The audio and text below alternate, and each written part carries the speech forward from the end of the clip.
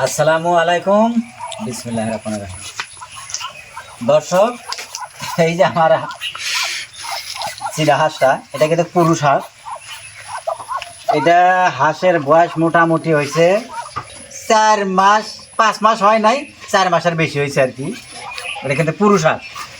এখানে এই যে মাথার যেগুলো ফুল আসে, ফুলটা আসে নাই, এইটার চাই কিন্তু বড়। এইটাই কিন্তু কেন, এটা আমরা যার বাড়ি থেকে আনছি, ওরা কিন্তু বিভিন্ন ধরনের ওষুধ পানি খাওয়াইছে, আমরা তো খাওয়াই নাই।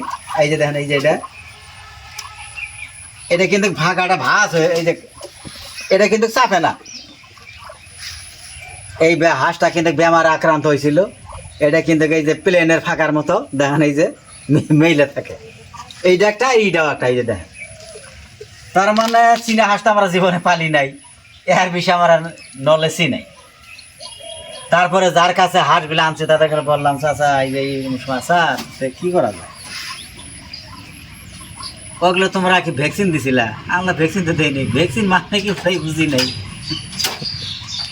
তারপরে যাই হোক, এগুলো কিন্তু আর ভ্যাকসিন ট্যাকসিনও দেয়নি, কোনো ধরনের ওষুধ পানি আর খাওয়াইনি। যাই হোক, এই ফোন তো বড় হয়েছে। তো চীনা হাঁসের কিন্তু বেমার, অরিজিনালি বেমার কম, কিন্তু ওর খাওয়া দাওয়াটা বেশি ভালো মানের খাওয়া দাওয়া লাগে। ছাপা ধরনের খাবার দিবেন, যাতে হয়তো বাসি গুসি ভাত, হয়তো ভাত একজনে পাতে থুইছে, ছোট বাচ্চা বা বড় মানুষই মাছ মাংস দিয়ে ভাত খাইছেন, সেগুলাই ফিরি হাঁসকে দিতেছেন, এগুলা কোনোদিনও করেন না। মানুষের চীনা হাঁস পাললে ঘাট পাতা দাও পালা যায়। আপনার ঘরের আশেপাশে যদি ঘাস পাতা লতা পাতা থাকে, ওইগুলো খেলেও মানুষ করার পাবেন। কিন্তু আমার ঘরের চারপাশে এরকম জায়গা আর নাই, যে অল্প স্বল্প জায়গা ছিল, আমরা রোয়া ধান কাটছি, যার জন্য যে সবসময় খালি ধানই খাওয়াই, ভালো ধান, ইরি ধান খাওয়াই, ধানও খাওয়াই, চাইলেও খাওয়াই মধ্যে মধ্যে, আর বেশিরভাগ দানা খাওয়াই। তো দানা খাওয়াইতে খাওয়াইতে হলো কি, এর সাথের একটা হঠাৎ করে দিয়ে একদিন ঘাড় ছেড়ে দিয়ে পড়ে রয়েছে, তখন দমতে মরে। তারপরে এই হাঁসটা খাওয়া হয়েছে আর কি। দেখি যে কাপাসের মতো তেল হয়েছে। তারপরে এই কথাটাও যার কাছে হাঁস আনছি তার কাছে কইলাম যে এরকম এরকম সমাচার,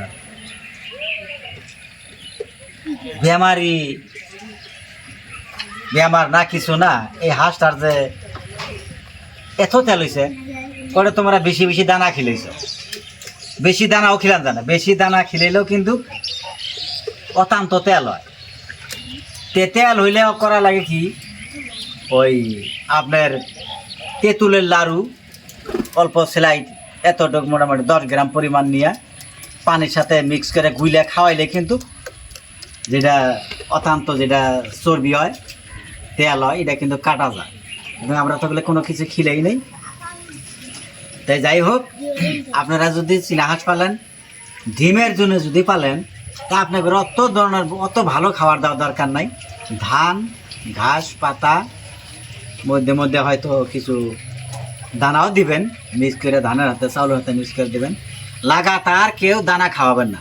আমরা কিন্তু না জানা সত্ত্বেও আগে খুব দানা খাওয়াইছি, খাওয়ানোর পর দেখেন এই যে তেল আটকে কিন্তু কয়টা নষ্ট হয়ে গেছে। যাই হোক দর্শক, এই বলে আমি শেষ করলাম। কথায় যদি কোনো ভুল ত্রুটি হয়, আপনারা ক্ষমার দৃষ্টিতে দেখবেন। আসসালামু আলাইকুম।